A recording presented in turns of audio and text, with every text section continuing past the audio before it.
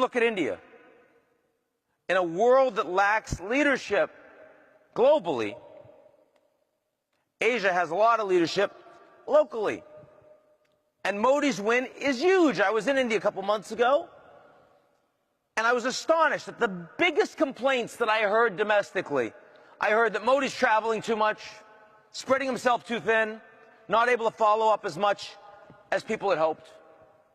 I also heard that Arun Jaitley, who is the extremely competent Minister of Industry, Communication, Commerce, and like 3 other things, because the Modi's actually consolidated what had been a 70-person cabinet, is working so hard that he looks sick and that they're worried about his health. I got to tell you, the idea that in India those would be your two biggest complaints is astonishing. Right? I mean, this is a country that never had leadership of a party, and now you have Modi that actually controls the BJP. This is a government that actually shows up for work. This is a government that actually isn't corrupt. Truly isn't corrupt. That's astonishing in India.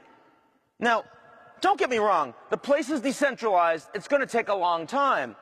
But you have a good 9 chief ministers of key provinces along the Western Industrial Corridor.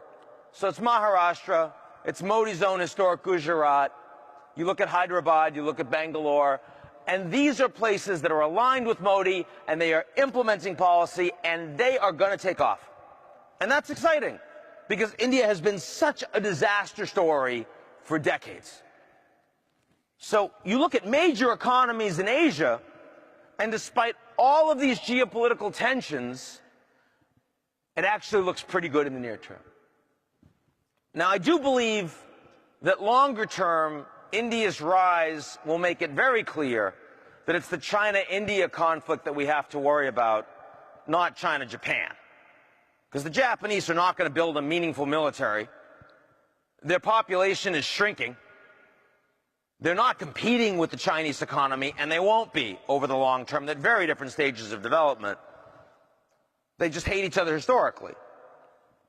But India-China, if India is actually getting their game on, when you see Modi going to Vietnam and saying, we'd really like some blocks for exploration for energy, in return we're going to sell you a bunch of Coast Guard vessels so that you can deal with the Chinese more effectively in the South China Sea, that long-term poses a serious problem. But not today, not 2015, not 2016. So Asia geopolitically